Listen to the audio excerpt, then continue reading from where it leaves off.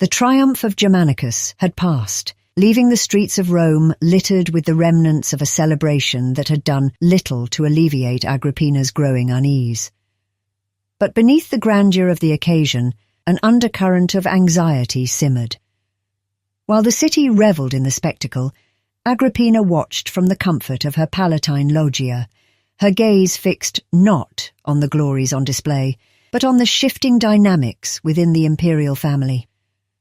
This parade had been nothing but an exercise in grandiose propaganda, a ruse employed to draw her husband back to Rome.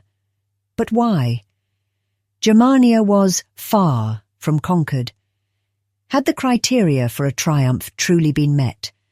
Since when did the Senate award triumphal honours for winning a few battles, especially when the resistance had not been broken nor their leader captured? Regardless, she and Germanicus had returned to Rome as summoned. What choice did they have? But Agrippina could not ignore the reality that her husband was now separated from his legions on the Rhine. The streets, now emptying of spectators, echoed with a quiet that sharply contrasted with the parade's earlier clamour. Agrippina's gaze lingered on the banners still fluttering in the breeze, each one a stark reminder of Germanicus's undeniable yet unsettling popularity. Public adulation, she knew, was a double-edged sword, capable of bolstering their position, but also of exposing them to unforeseen peril. Upon their arrival at Brundisium, the scene had been one of fervent excitement. Thousands had gathered at the port to catch a glimpse of their returning heroes. As Agrippina and Germanicus disembarked, they were immediately engulfed by a throng of eager admirers, each reaching out with a mix of reverence and desperation. Germanicus, ever the diplomat, maintained his composure, his smile unwavering as he navigated the crush of people. He spoke cheerfully to those closest, but his true focus remained on guiding Agrippina and their 3 children through the chaos, ensuring their safe passage amidst the adulation. After being nearly crushed to death in Brundisium, they came to Rome, a place of even greater danger. Although Germanicus was forbidden from crossing Rome's sacred boundary until the day of his triumph, Agrippina entered the city with apprehension. It had been almost 4 years since she had seen her sons, Drusus and Nero, left in Rome to be educated in the home of Germanicus's mother, Antonia. But the city's treachery made every step feel fraught with peril. Agrippina couldn't shake the sense that danger lurked around every corner. The city's grim history was a constant reminder. Her mother, grandmother, siblings and cousins, each one erased by exile, execution or forced suicide, had left their shadows over Rome. Their disappearances were not mere political manoeuvres, but part of a larger, more ruthless quest for power. Agrippina could not afford to ignore the undercurrents that shaped these events, even as she navigated her role within them. Ever since Tiberius had divided the estates of the Scribonius Libo brothers among their accusers, Rome seemed overrun with opportunists, each one eager to betray friends, family or strangers for a taste of their fortune. Informers thrived in every corner, waiting for the slightest misstep to report to those in power. In a city where words had become as deadly as weapons, trust was a luxury Agrippina could not afford. She trusted her husband and his generals, Gaius Silius, Aulus Cecina Severus, and Publius Vitellius, but they were on the Rhine.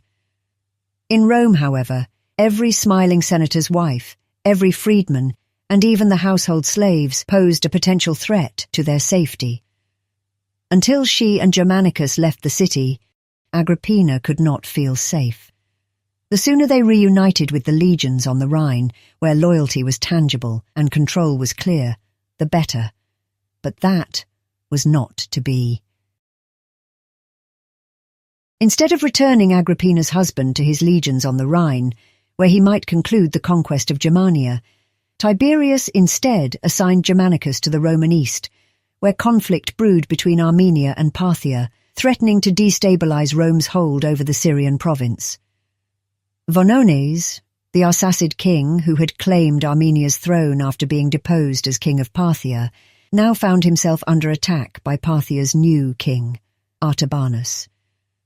Unlike Vonones, who was seen as a Roman puppet, Artabanus hailed from another branch of the Arsacid family and had quickly won the loyalty of the Parthian people because he had not been raised in Rome. But Artabanus's ascent wasn't simply about reclaiming Armenia. It was about something far more ambitious. Once, both Armenia and Media Atropatene had been part of Parthia's expansive territory. King Artabanus envisioned not just an Armenia returned to Parthian control, but also the reclaiming of Media Atropatene, wedged strategically between the two. A restored Parthian empire, greater than ever, was his goal. But such ambitions were a direct threat to Rome, and to Tiberius.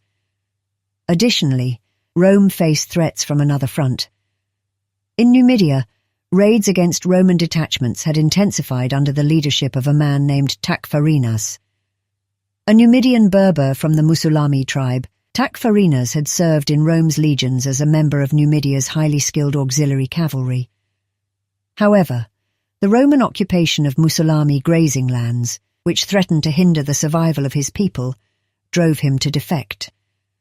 Utilizing his insider knowledge of Roman military tactics, Tacfarinas now led the Musulami and allied Berber tribes in a relentless guerrilla campaign against Roman forces, much like Arminius had done in Germania. To address the threats facing Rome, the Senate appointed Lucius Apronius as governor of proconsular Africa to counter Tacfarinas's insurgency, and Gnaeus Calpurnius Piso as governor of Syria to handle the Armenian situation. Both men were experienced military leaders, well equipped to manage their respective regions' crises. So why, exactly, was Agrippina's husband needed in the East? Was his presence truly essential for managing an appointment any local governor could handle, or was it merely an excuse to keep him from his Rhine legions? The answer, she learned, lay not in military necessity, but in the intricate web of political maneuvering. Tiberius had decided to outright remove Vonones from Armenia's throne and replace him with Artaxius, a pro-Roman member of the Arsacid family. But Tiberius, it seems, did not trust Gnaeus Calpurnius Piso. Piso had a reputation for using his governmental offices to enrich himself. He had just completed his governorship of Hispania, and accusations of bribery and corruption still lingered, whispered in hushed tones.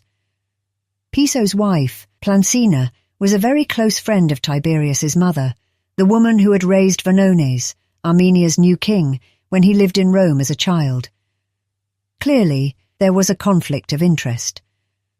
To ensure that Piso concluded his governorship of Syria with actions that benefited Rome as a whole, rather than his own pockets, who but Germanicus could be trusted? Only a direct heir to the imperial family could command the authority necessary to counter Piso's influence. Piso was not the type to subordinate himself to any other senator of equal rank, nor could anyone of lesser stature hope to check his ambitions. Germanicus, loved by the legions and related by blood to the imperial line, was the only man capable of keeping Piso in check. For all her apprehensions, Agrippina could not ignore the potential advantages that came with Germanicus's new appointment. If they succeeded in stabilizing the East, Germanicus would not only secure his reputation as a military leader, but also reinforce their standing within the imperial family. His authority would extend beyond the Rhine and Germania, encompassing Rome's eastern provinces, a vast realm stretching from the Mediterranean to the Euphrates. With such success, their influence in Rome would grow. More than just a military commander, Germanicus could position himself as a stabilizing force across the empire. This meant that Agrippina's children, sons of a victorious general and great-grandchildren of a god, would inherit not just titles and the loyalty of the legions, but also the admiration of the Roman people. Perhaps this assignment in the East, obviously beneficial to Tiberius's strategy of separating her husband from his legions, might also benefit Germanicus and Agrippina, serving as the key to securing the future of their coming principate. Near the end of the year, Agrippina, pregnant once again, left the city of Rome with her husband, Germanicus. Travelling with her was the whole of her family. Her children, Drusus, Nero, Caligula, Agrippina and Drusilla, as well as her mother-in-law Antonia, who had agreed to help care for the children in the final months of Agrippina's pregnancy. The family would share a brief holiday before she and her husband left for the Roman East. Their first stop was in Pannonia, where the family might visit with Castor and Livilla, and the children could play with their cousin, Julia Livia. However, for Agrippina, Castor and Livilla were more than mere distractions. How could she ignore the implications of such a union?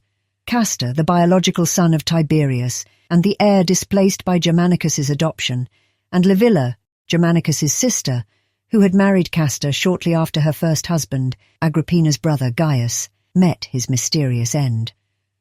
For Agrippina, Castor's ambitions posed a direct threat to her family's future. Although Castor and Livilla had no male heir, a situation advantageous to Agrippina, the birth of a son could quickly shift the balance. Such a change would elevate Castor as a rival to Germanicus, deepening Agrippina's unease. After visiting Castor and Livilla, the family continued on to Greece. As Agrippina prepared for the birth of her child on the island of Lesbos, Germanicus made a pilgrimage to Actium, the place his grandfather, Marcus Antonius, alongside Egypt's Queen Cleopatra, had been defeated by Agrippina's grandfather, Caesar Augustus, and her father, Marcus Agrippa. At Actium, Germanicus visited the triumphal wall adorned with the beaks of the defeated ships, a symbol of the victory of Caesar Augustus. This act of commemoration was not only a tribute to the past, but also a reaffirmation of the Julii's enduring legacy. He then returned to Lesbos in time to witness the birth of their daughter, Julia Livilla, the 8th great-grandchild of Caesar Augustus. As Agrippina recovered from childbirth, Antonia prepared to return to Rome with the children. While the newborn Julia Livilla and the toddler Julia Drusilla would remain with Agrippina, the other children were set to return home before Agrippina and Germanicus ventured further east. However, Agrippina was adamant that Caligula not be sent back. She was determined not to cede full control of her husband's legacy to the hands of Tiberius, whom she suspected would prefer to elevate the descendants of his own son Castor.